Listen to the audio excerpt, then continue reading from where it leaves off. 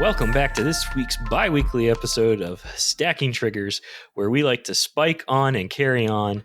Dan, how are you this week? I'm fine.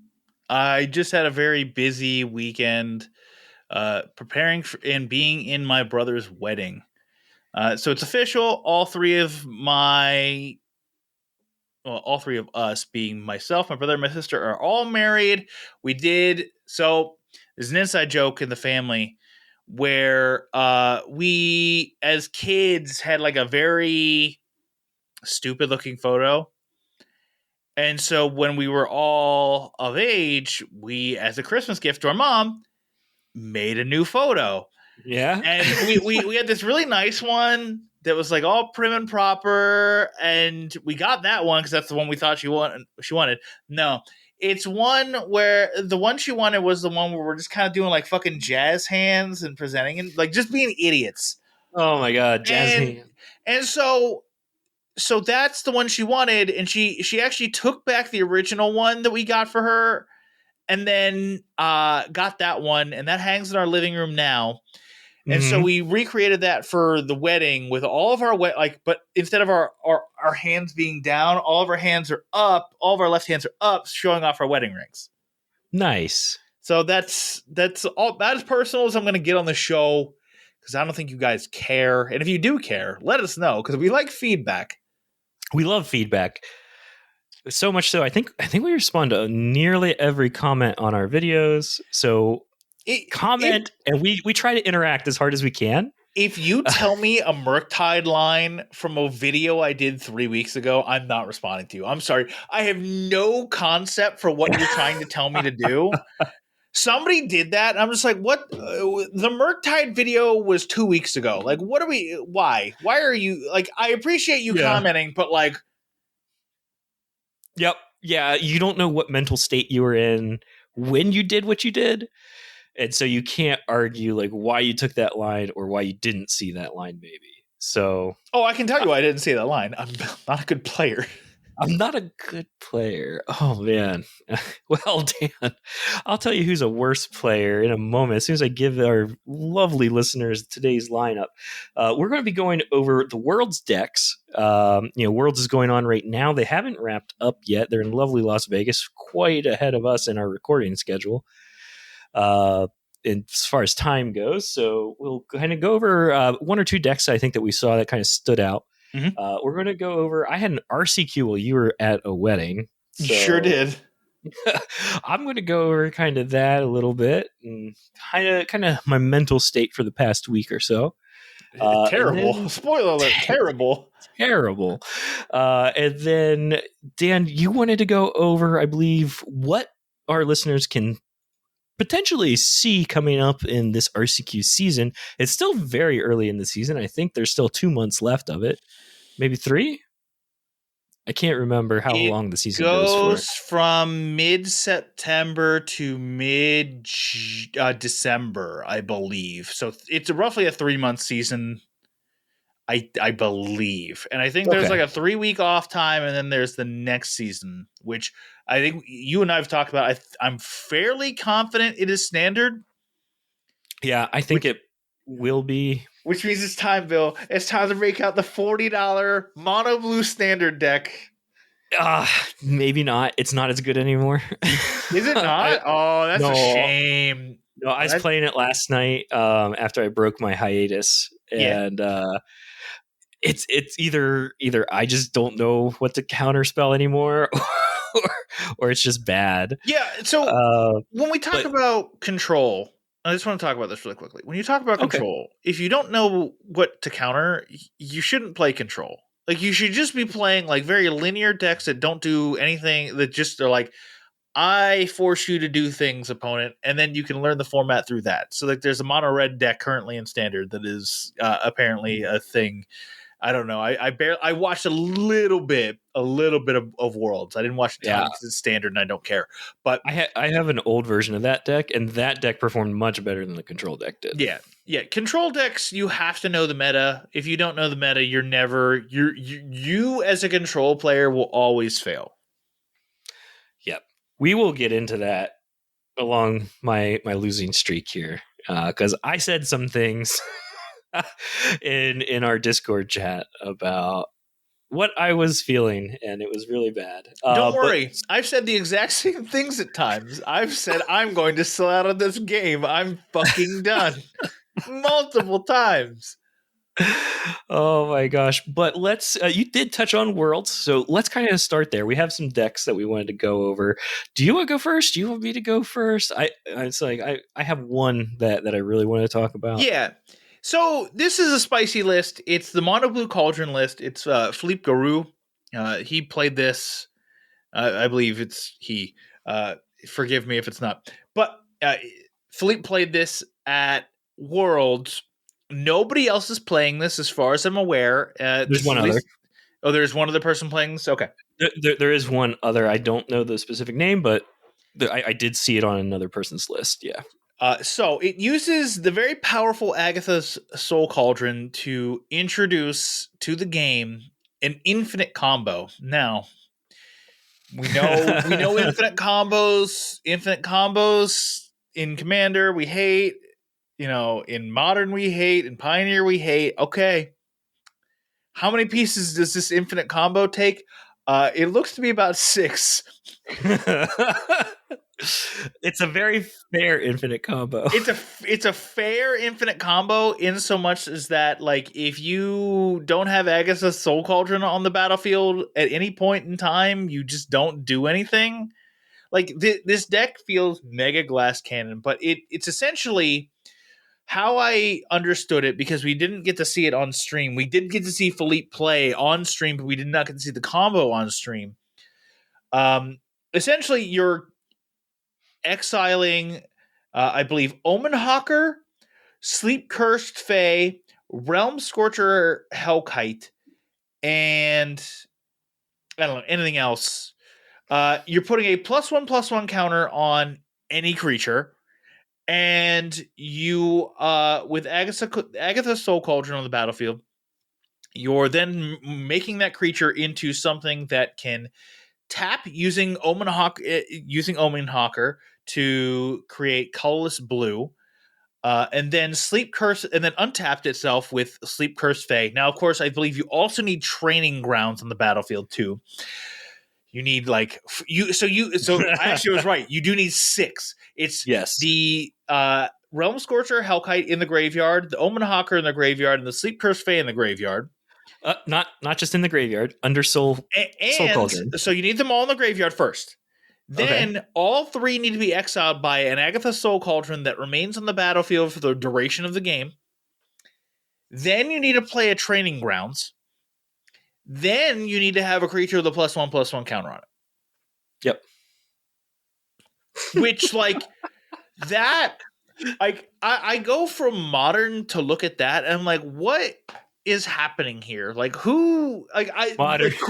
cool design, cool gameplay thoughts, but one of those fragile things I think I've ever seen in my entire life. And if it works, cool.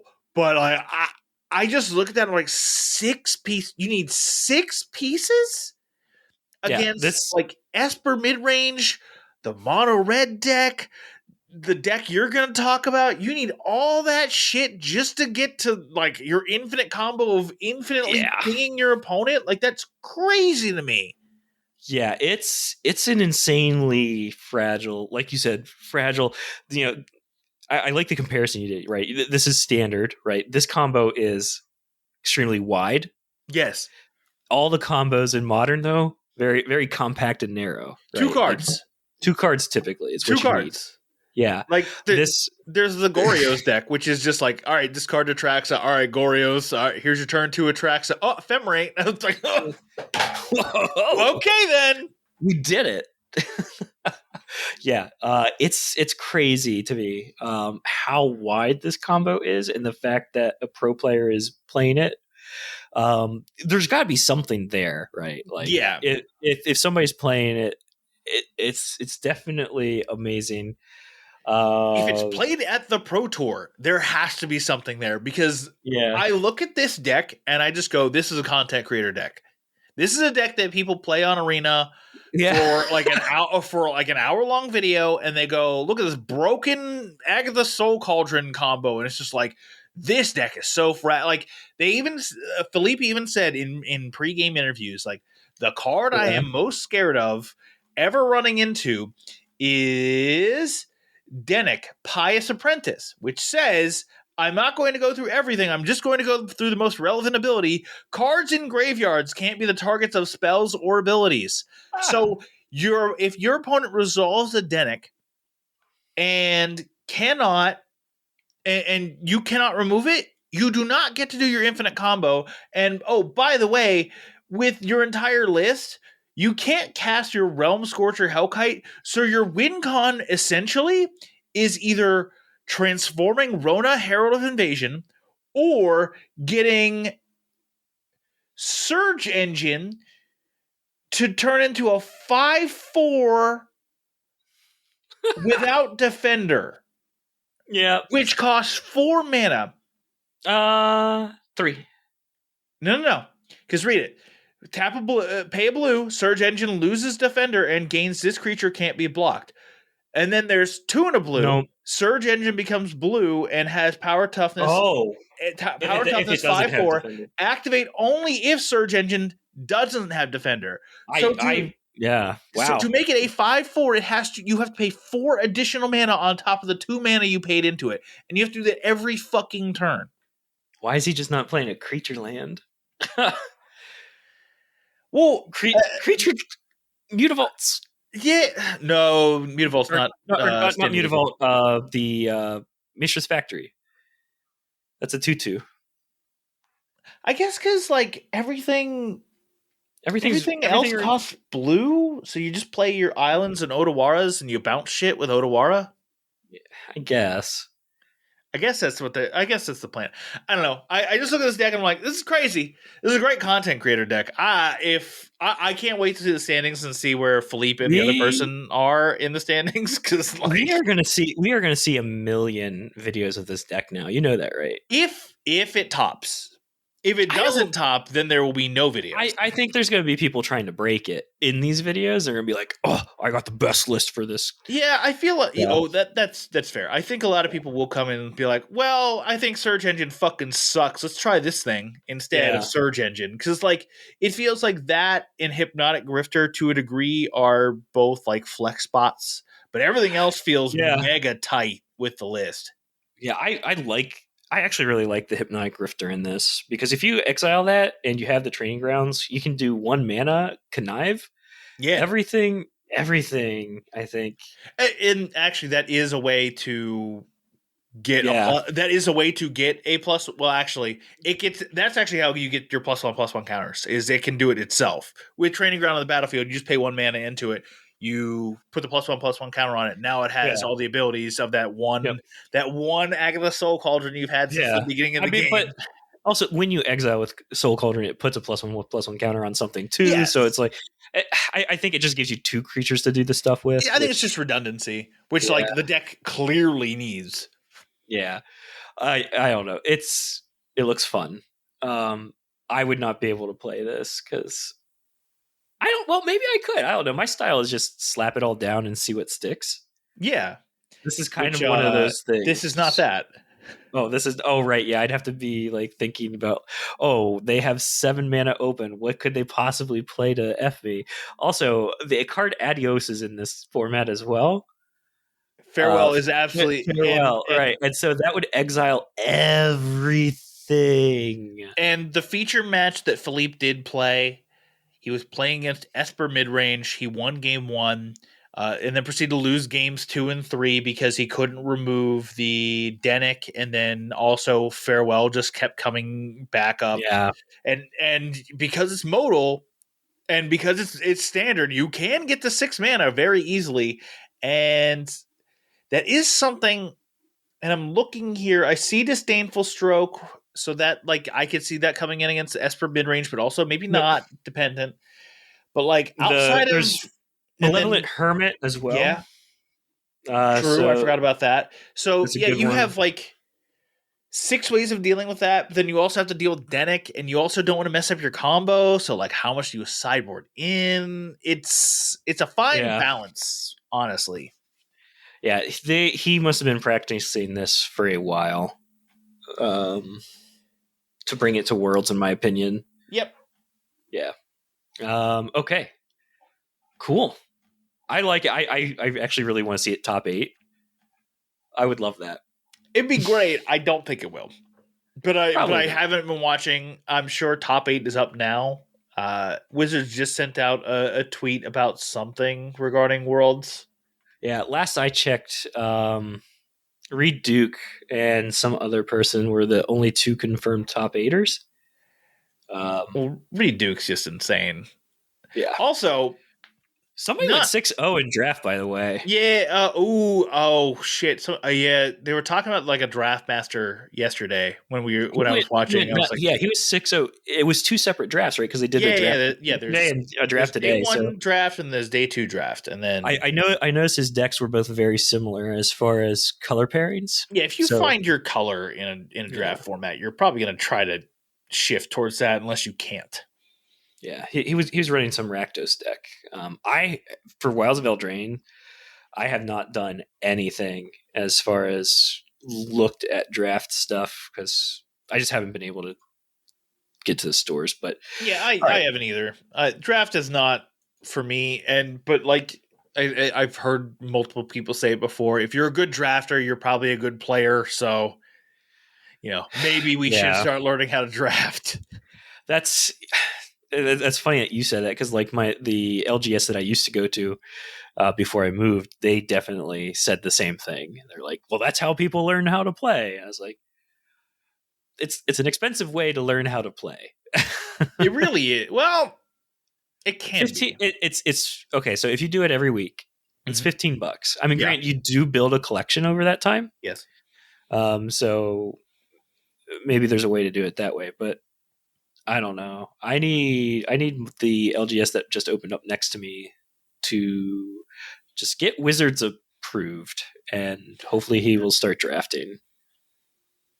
All right, well, let's talk about your deck, the deck that you want to talk about. Yeah, so my deck is a combo-ish deck. It's not a one-turn win. Yes. But it's definitely overpowering. I'm sure if our viewers are really in tune with the meta, or just anything in general, they're going to know of this deck, but it's not very strong in the showings. It's the Invasion of Alara deck. So this centrals around the what was this? This is March of Machines deck. Yep. Invasion of Alara. When it enters the battlefield, exile cards from the top of your. I'm turning my head sideways. We both have our necks craned right now. That's why we're laughing. I'm turning my head sideways to try to read this. Exile cards from the top of your library until you exile 2 non-land cards, mana value 4 or less. You may cast one of those 2 cards without paying its mana cost. Put the other one into your hand, and then put the other cards exiled this way on the bottom of your library in a random order. So this is essentially a Cascade card. Essentially. It's like Cascade mixed with Mishra's research desk. Yep. Yes. And so this mixed with the recent card, Bramble Familiar. Mm-hmm. And I'll get to it in a minute. Kind of make an interesting combo, right? All the other creatures. What? All the other creatures in this deck, or all the other cards, are very high cost cards. So you got the new Atali in there. You get Atraxa, Cemetery Desecrator, Greater Tanuki. Yep. Herd Migration, Drag to the Bottom. You get just other shit here too. Leyline Bindings, Virtue of Pestilence. The Bramble Familiar is the only card that's 2 or less. So you're always going to hit it. But what you don't do, you don't cast the creature side. The way the wording is you get to cast the spell. Well, it's an adventure card. So you get to cast the second half of it, which is Fetch Quest, which is actually 7 mana. So you're getting to do this. You get to cheat 2 mana. You get to cheat 2 mana. You get to cheat 3 mana, I'm sorry. Kind of. It's more than that. Well, it's because it says 4 or less. So right. that's where I'm going with the cheating 3 mana.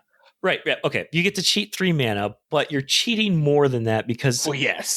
the adventure on that side says mill 7 cards, then put a creature, enchantment, or land card from among them, the milled cards, onto the battlefield.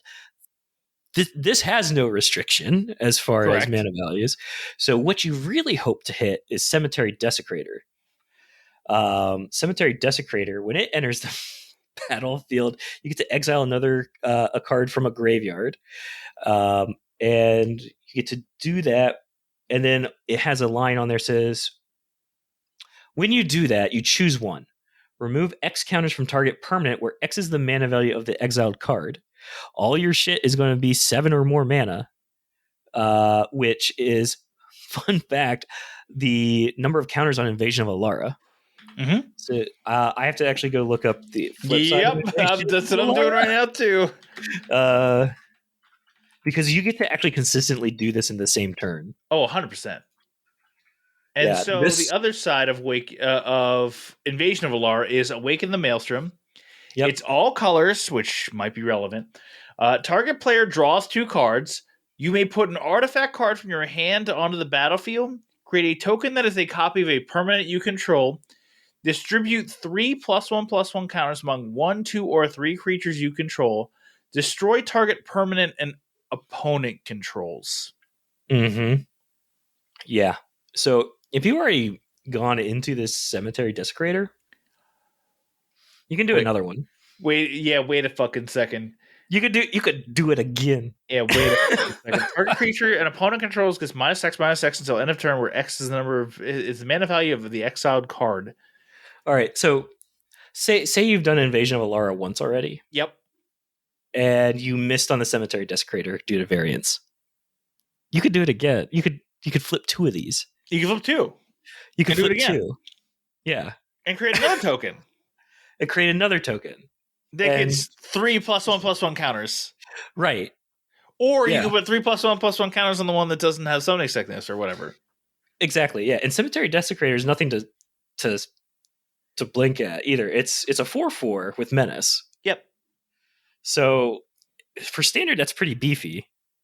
Right. I don't know. I don't think there's much that deals 4 damage directly. I don't think so. Yeah. Not in standard. Definitely not in standard. So, Pop for sure. Yeah. So it's I think it's a fantastic combo deck. This I feel is one of those very linear decks, though. Yes. You just do your thing. This is a deck for you. You do your thing and hope that they don't hit, like, that they don't disrupt you too much. Yeah, I'm looking at the land base, and for the most part, I'm with it. But then I'm going to get to the bottom, and I see Stormcarved Coast, Haunted Ridge, and Shipwreck Marsh. And it's like, well, you have Herd Migration, which has domain. You have Leyline Binding, which has domain. And I think there's one other card that might have domain. I might just be wrong. Oh, Drag to the Bottom has domain. You have 9 cards with domain, and you're telling me you're running 3 lands that don't have a basic land type? It's 27. It's a land intensive combo. Well, yes. Most combos are land intensive. Yeah, so especially in a format where you have no filtering to, like, there's no fetch lands for you to get to any of your shit with any kind of consistency. Yeah. Yeah, I don't know what, and your Boseiju, your one of Boseiju is probably just there for removal. Yeah, there's no Ren in 6, so it's just like, here's this one Boseiju. Yeah. Also fun things in here too, though. You mentioned one of them, Leyline of Binding. So, like, since you're already hitting domain, that's part of your removal to deal with stuff. Also, there's the new card, Virtue of Persistence. That is that's a removal for 2. On the adventure half, target creature gets -3/-3 until end of turn, and you gain 2 life. When did Black start gaining life for things? Unless it's a mythic. Thank God that's not in Pauper. It is a mythic. But the enchantment side of it is, at the beginning of your upkeep, put target creature card from a graveyard onto the battlefield under your control. Yo, fucking what? Yo, what Yeah. what am I witnessing with this? What is happening? What's happening in standard? Yeah, standard's power level is starting to like go up. we have one person playing Mono Blue Cauldron, mega fragile. We have another person playing this, being like, all right, well, you have to remove my graveyard. So, well, no, not just your graveyard, my graveyard, but if you're on a deck that tries to get Atraxa back from the yard, yeah, you're going to want to get rid of this enchantment instead. Yeah. So, yeah, that's the deck. I kind of want to play around with it a little bit. Go for it. It's probably a million fucking things because you have Vitali, you have Atraxa, you have Cemetery Desecrator, Greater Tanuki is at least a common. You have Bramble Familiar, which is a rare. Invasion of Alara, rare. Herd Migration, rare. Dragon at the Bottom, rare. Virtue of Pestilence, mythic. Leyline Binding, rare. Like, yeah. So, fun fact: I actually have, I think, 3 Atraxa, 2 or 3 now. I'm pretty sure I have all the Evasion of Alaras. If not, I'm missing one. Atali, I definitely got at least one of those. Cemetery Desecrator, I think I have a playset of. Okay, well, that's just the non-creatures. Are you ready for the for the non-lands? Are you ready for the lands? I have 3 of all of the tries. Yeah. Oh, well then, okay, you're in a good spot because Beseiju. I mean, everyone. I mean, if you're playing Arena at all, you should have Beseiju. I have Beseiju. Oh, I'm talking about physical, dude. Oh, I'm talking about Arena. Oh, I'm talking in physical. I have like most of these cards. Yeah. Arena is the only place you're probably going to be able to play standard outside of like whenever the standard RCQ season starts. You might be able to play standard in your local game store. Might there is one store here that does F&M, standard F&M. Huh? Good for them. Yeah. It's that's what I say. Good for them. Yeah, it's one store. They get a decent showing. They say they always fire.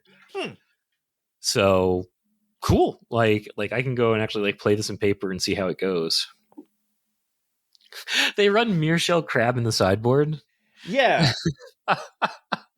I just saw that. I haven't seen the sideboard on this. Hey, I just ordered a playset of Up the Beanstalk. Another Atraxa, a bunch of Phyrexian Flesh Gorgers, a couple Elish Norns, Obstinate Baloth. What set is that from? Because it's showing us an old printing. Yeah, it's showing an old printing. It's whenever you're on this battlefield, you gain 4 life. If an opponent or an ability an opponent controls causes you to discard Obstinate Baloth, put it onto the battlefield instead of putting it into your graveyard. Ha! That's fantastic. I don't know enough about the standard metagame to know what would make you discard, but okay. Liliana the Veil. I guess. Are people actually playing that? Yeah, it's. I see it in the Golgari midrange that Javier Dominguez is playing. Okay. Yeah. Fate from History. Oh my god. Like it plays all these jank. Open Throat, Up the Beanstalk. I mean, Up the Beanstalk is not jank. I actually. I ordered a playset because I was like, you know what? I'm not going to It's already gone up to like $3. There's always one broken uncommon a year that just slots into a bunch of decks. And this year it's Up the Beanstalk. Prior years it was Expressive Iteration. Yeah, but that's the deck that had me most excited to see. Overall, though, like I was looking at the kind of overall like metagame. Standard is a pretty diverse format right now. Yeah, I mean, as for mid-range, I believe it's the most played deck, but it's also because, like, you know, mid-range decks are generally just good. I think 25% of the meta was, like, listed as other, though. So, like, that's always the case, though. Is it, though? Yeah, like, if you go back and look at the Pro Tour, I think the Pro Tour Lord of the Rings, I think it was like 20% was other or something, like around 20% was other. So like, it's not like everyone's going to play it, like, especially in a lower scale format, because this is only 105 players, mind you. That's true. Yeah. So like in a lower scale format, people are going to gravitate towards strong decks. But they're also going to gravitate towards just like rogue decks that they feel can spike a tournament that is, Yeah. that has like a high represent. Like if a rogue deck has a good Esper mid range matchup, and somebody just went, that's what I want to play. That fits in other. Yeah. All right. So far, still the only 2 top 8 players confirmed are Reed Duke and Simon Nelson. Simon Nielsen. Nielsen. What? Yeah. Bro's on a fucking run. Like, remember fucking Pro Tour Lord of the Rings? He was like, "This is my vacation Pro Tour." And Oh, is that the guy? Yeah, I'm like, what the fuck, bro? You're top 8 in a vacation Pro Tour. Like, what are you talking about? Dude goes too hard. Simon Nielsen's an excellent player. Terrible haircut. His hair is like shoulder length now. Yeah, he's got long flowing locks. He does have long flowing locks normally. It's shoulder length now. As a bald guy, I will say this does not look very good right now. I'm not a fan of the awkward length haircut. Figure it out. All right, but that's it for the Pro Tour. The results are going to be posted in a couple of days. I'm hoping to catch a little more of it. Unfortunately, though, like commitments and stuff are preventing me from watching a lot. So we're adults. We have other shit to do. I know it sucks. But let's see. Moving on. Keep on moving on. I'm trying to think here. Let's see. It's your time to shine, baby. It's my time to talk about how I had the depressy spaghetti. Yeah. So, all right. Last weekend was my first RCQ of the season. Yep. I played a version of Gruul Prowess. I don't know how much. Yeah. I was watching a lot of Aspiring Spike that week, and I actually had like 90% of the cards that he had in his Gruul Prowess deck. Anyway, the only stuff I couldn't really get was Questing Druid. So I played with a similar list. And then, but leading up to that, I was practicing a bunch of different decks to try and play on the channel and to try and like figure out what I wanted to play for the RCQ season. And I ended up out of 32 games losing 27. Pulling Dan's, yep. So and that was all from like September 7th to the 15th. Yeah, right beforehand. Believe me. Right beforehand. Believe me, that is how I felt going into the Gathering convention. It was like, what the fuck is going on where I'm just losing all these games for seemingly no reason? Yeah, and so like I don't know. It was really rough mentally. Like I was just feeling really down on everything. But I had gotten the time to go to this RCQ. I planned for it, so I was like, F it, I'm just going to go. My matchups were Game 1, Mono Green Tron. Yeah. Game 2, Hammer Time. Game 3, Rhinos. Game 4, Rakdos Scam. And Game 5 was another Hammer Time. So, of those, I feel like you should be beating Tron unless they're running Dismembers. They were not. They were not running the Dismembers. So, to me, Tron, you should just be able to be like, all right, well, it's turn 3, and you have, like, 6 life, so good. Yeah. Good luck. First game of the RCQ, Multi 4. Oh. First hand had, like, a creature in 5 lands or something like that, or 6 lands or something. It was too many lands. Right. Second hand, I think, was not enough lands. Like I had maybe one and no creature. Oh, yeah. And in third, I was like, I have to keep, so I'm going to keep like one with a creature in a spell. Yeah. So it was just really bad. The second game, so I was already at a very large disadvantage because of that. Second game, I drew new hate cards the entire game. So I drew my Alpine Moon the turn before I lost. Right. Where it doesn't matter. He already had down whatchamacallit. Ulamog? Worm Nope, coil that engine. the engine, the worm coil engine. That's it. Yeah. I was thinking of like Tron Yeah, WinCons. yeah. I know. I couldn't think of it, but yeah, like he had the worm coil engine. Now I couldn't do anything, so I took a bad beats there. I was like, Yeah, okay, whatever. uh, you know, I'm not going to go into every game. sure. You know, biggest thing was I beat Scam. That was my big victory. That is a big victory because I've had some be like, oh, Prowess is actually a decent matchup. I'm like, what are you talking about? It was rough. So like first game, I was able to overwhelm him because I was not playing the questing druid. I was playing electrostatic infantry, Sure. which is essentially questing druid but red and without the adventure half. Because whenever you cast an instant or sorcery, it gets a +1/+1 counter, Mm-hmm. and I think it has trample. Yes, it's a Yeah, 1/3 with one in red trample. I think it's a 1/3.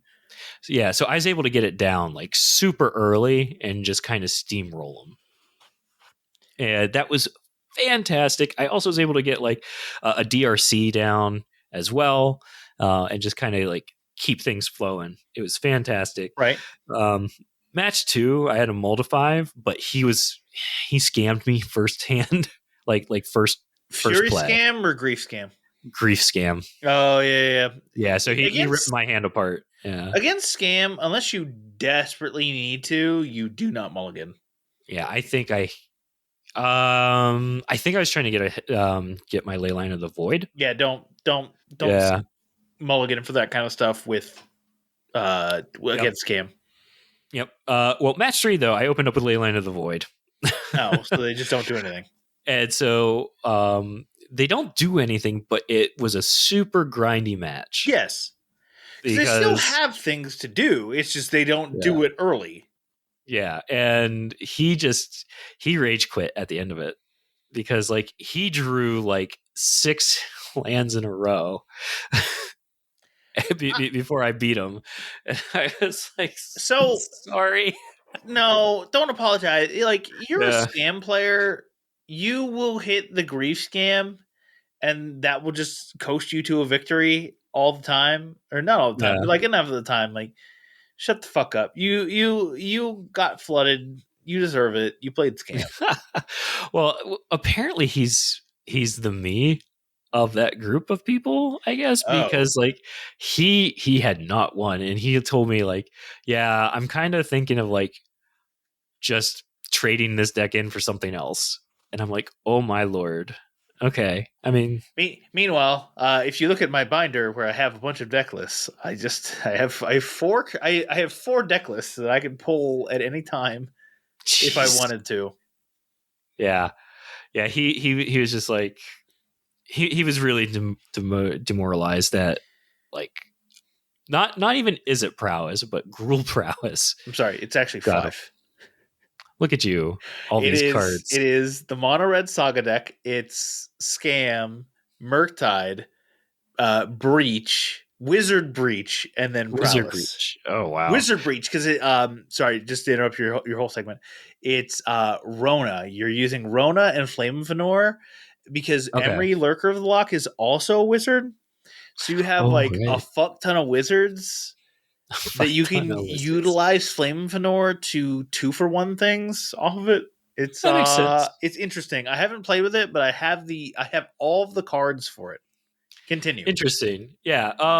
But ultimately I ended up going 1 and 4.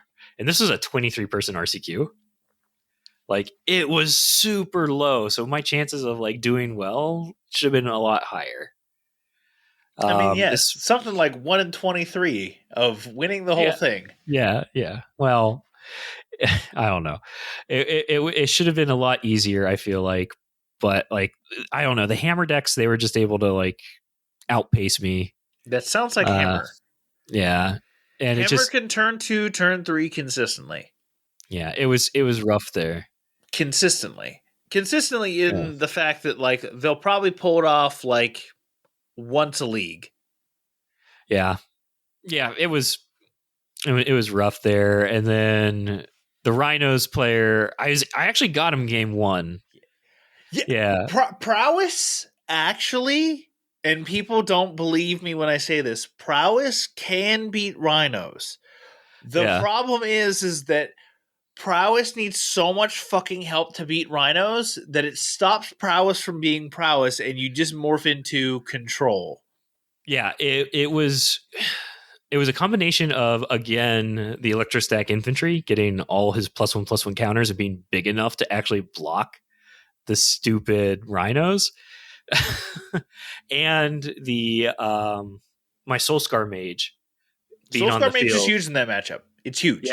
Yeah, because I didn't even see it until I was playing against the guy. Like, oh wait, +1/-1. He lives now when he blocks. If I bolt that thing, yeah. So yeah, but the problem becomes is if you're too reliant on the Soulscar Mage, because I played this matchup and like it feels good until it stops feeling good. Which is like when they pull their next Cascade spell. Like if they you can. Yeah, the Cascade spells are bad. As prowess, you can live through one Cascade spell and trade off all of their stuff perfectly. Yeah, but the second they get the second Cascade with 2 additional 4/4s, you're way behind unless you have a Sprite Dragon resolved with multiple counters on it. Yeah, so but of course I was Gruul Prowess, so I didn't have Sprite Dragon. Right. But I did this twice in the RCQ, and Chalice of the Void on 0. Yes. Mishra's Bauble. Did you trigger prowess? I did not do it to trigger prowess. Okay, well then that's your fault. Yeah. If you're doing it to trigger prowess, it's fine. I was very upset that I did it. You challenge checked yourself and you failed. Yes. But so like in the second game against Rhinos, I did get the Chalice down, but they had Brazen Borrower to bounce it back. Yep.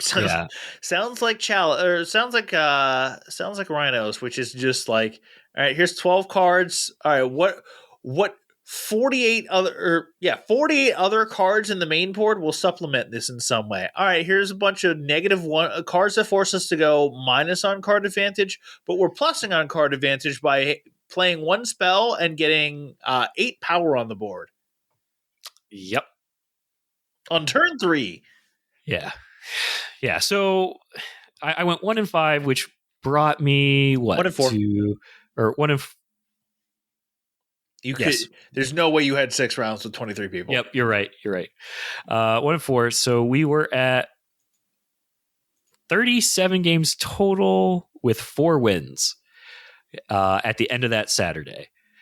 That is when I swore off. I was going to just take a week, not play. So whatever video you guys have seen of me the last week was pre-recorded. And so like if my comments are like really spacey on it, it's because I've been trying to not look at Magic for a week to try to get a better perspective. And I'm not answering for you. Like, why did you do this? Dan's not going to answer for me. I don't know why Bill did that. And I was screaming at Bill the entire time watching videos. Like there's a play where you play a 2-minute enchantment, and I'm like, why aren't you playing the fucking Daybreak Coronet on light pause to give yourself vigilance, lifelink, and all this shit? And Bill's just like, hey, here's this other 2-minute enchantment. I was like, what the fuck are you doing? I don't know. That's why it was in the backlog and not actually a part of the main video segment. But yeah, that's kind of like where I've been. I feel a lot better coming back. I also feel really out of the loop though too, because like I feel like there's been enough time since when I stopped and now that like the brews have kind of started to take hold as far as Wilds of Eldraine a little more. I don't know necessarily. I honestly don't know. I only played a little bit on Arena yesterday, just to try and like even change the format I was playing to try and get like in a better headspace before coming back into Modern. That's kind of where I've been. The only brew of note that I care about currently is the Spike Mono Blue Cauldron list. Now, of course, this is nothing like the standard version because this one has oh god, I can't remember the combo now, but it's it's Rona, Emery, Cauldron, I think One Ring. Oh, and Ballista. That's it. So you just like you get +1/+1 counters, and then you eventually are able to infinite mana, get Ballista, like with Ballista as an activated ability, add a bunch of +1/+1 counters to a thing, and then just shoot all the +1/+1 counters at your opponent. That's one way of winning. It was a really interesting list, but like I don't know if he ran into a challenge, and that's something I'm interested to see. Is like, what did the challenges look like this weekend? Because we've had the 4-color Omnath deck come back with the Beanstalks, and that's like one of Murktide's worst matchups. Which that's actually something I was running into a lot when I was playing online too. Was the 4-color Beanstalk piles? Yes, because it's new, and people were like, "Oh, I can unfairly draw a bunch of fucking cards." Oh my god, yeah, it's awful. This card that I spent 0 mana but has a mana value of 5 on it. Well, let me draw another card. Let me actually -1 myself, but actually go even on card advantage because I'm still drawing a card. What a concept! Yeah, I think this is where Voidmere needs to start coming in. I think Voidmere needs to. If they don't pay mana for it, it counters it, I believe. That sounds right. There's also Hallowed Moonlight, which is a similar card. That also it's primarily designed to stop cascade or designed. It's primarily included in Decklists to stop Cascade, but yes, it can be used on the Evoke Elementals. Yeah. Also, Roiling Vortex. Roiling Vortex is there for that reason that too. Oh, maybe Burn should come back. Actually, I think it is coming back. Burn is there. Speaking of which, it's always there. Let's get into it, Bill. Let's talk about the 17 decks that Dan feels that you all, as people who are going into your modern RCQ season, should be on the lookout for. If you're not watching the video, I just convulsed at the word 17. 17. There are 17 decks to be wary of. Now, of course, there are always going to be rogue decks. There potentially are going to be added more from this list, but this is as of right now. Maybe the Spike Cauldron list will be on that list. I don't know. But here are the decks to worry about. We have likely unanimously the best deck in the format. Rakdos Scam. If you don't have a plan for this deck, you've failed. Like, still a really strong card. I'm not saying if your deck loses to Scam, I'm not saying that's a failure on your part. I'm just saying, like, if you don't have a plan to at least try to beat Scam, you fail. Nope. Teamer Rhinos. 4-color Omnath. We were just talking about it. Is it Murktide? It is. Hammer Time. Amulet Titan. Living End. Mono Green Tron. Burn. Golgari Yawgmoth. Yep. Hardened Scales. Oh my god, yeah. Jund Sagavan. Grixis Shadow. Creativity. Reanimator. Dimir Control, although that might not be true. People are kind of moving off Dimir Control, so that's tentative. Yeah. And Mono Black Coffers. Yeah, there's a lot of decks in the format now. And those are just the most popular ones. Yeah. I've been seeing as well, oddly enough, is Mill. Like, I've had at least one league, like one match a league on MTGO when I was playing, where there'd be a Mill deck. And, I'm playing these low to the ground decks. They're just like, let me exile your entire deck for 3 mana. I get salty about like a bunch of shit. I legitimately feel like if you play Mill, you are the lowest skill player that is possibly playing Modern. It should be getting pushed out now though because of the Beanstalk decks, because they're so huge. They're big, yeah. Like, you can't quickly mill them anymore. Yeah, but like I play, if I see someone playing Mill, I'm just like, you just don't want to actually play the game. You want other people to suffer and trap them in these fucking games that are fucking meaningless, because your deck, the way people have to play against your deck, is so outside of the scope of how everyone has to play against every other deck in the format that you're just not like. I hate scam. I hate getting scammed. But like, there is nothing worse than seeing turn one fucking ruin crab, and I just want to I want to immediately just like, you win the match. I don't care.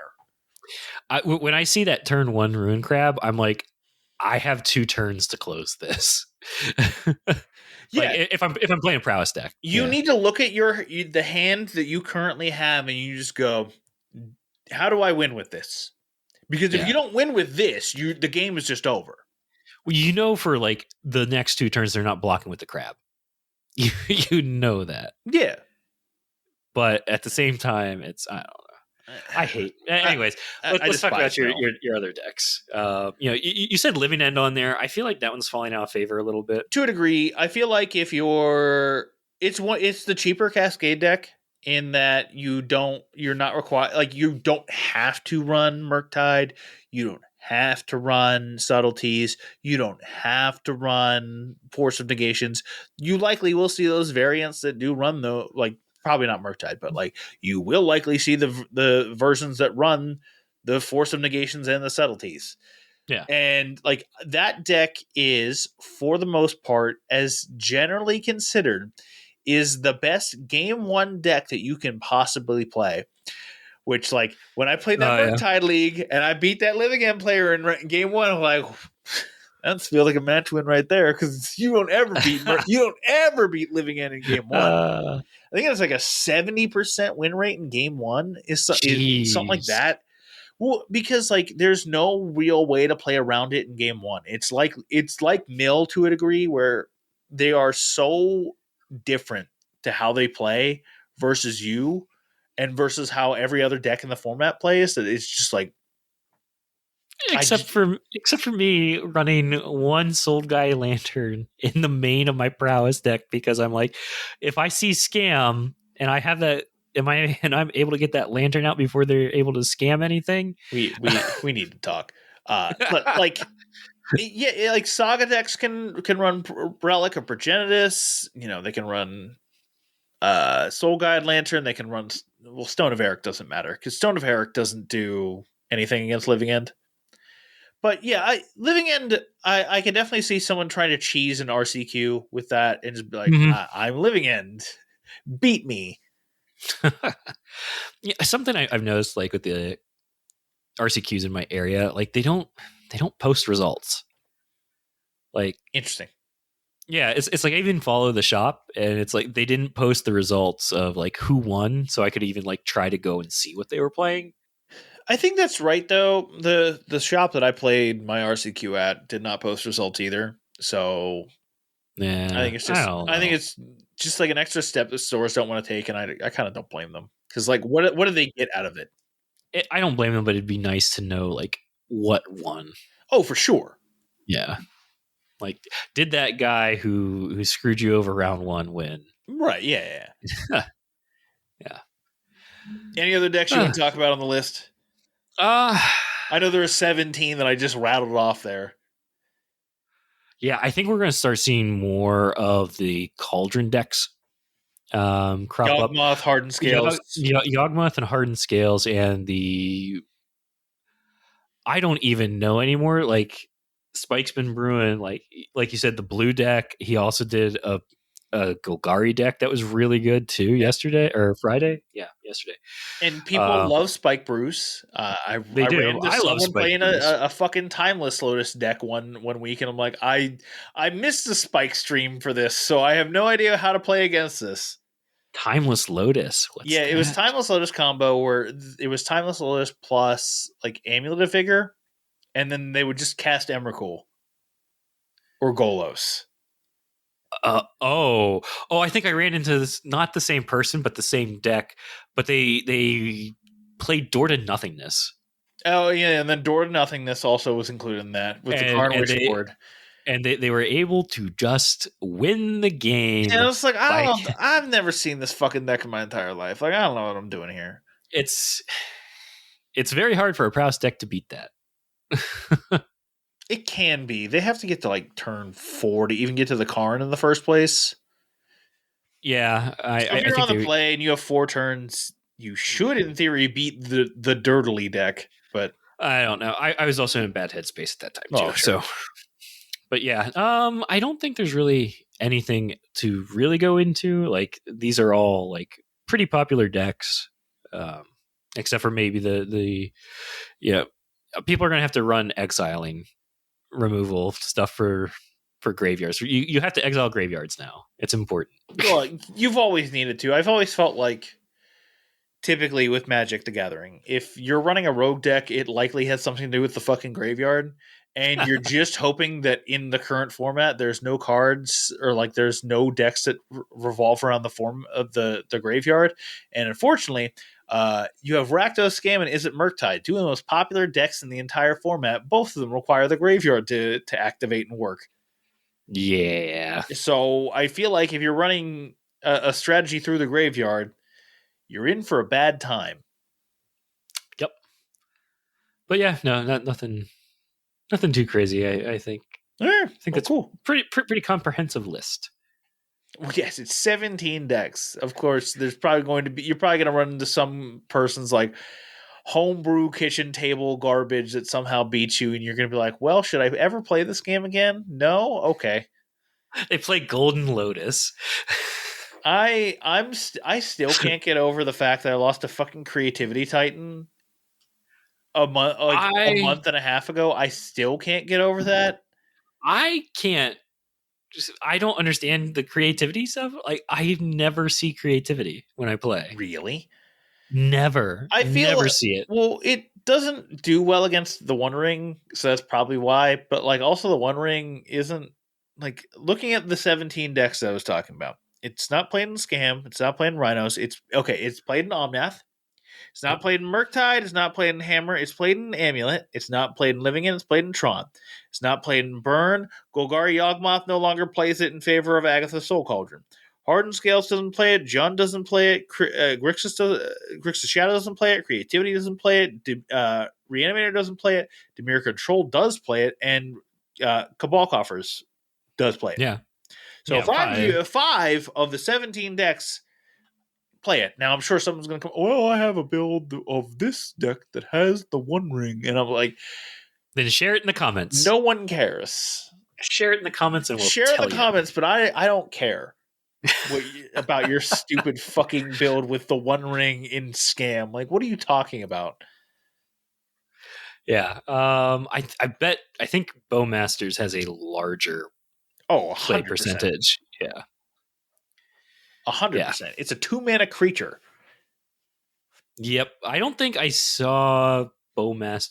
Nope. I saw Bowmasters in the Scam matchup.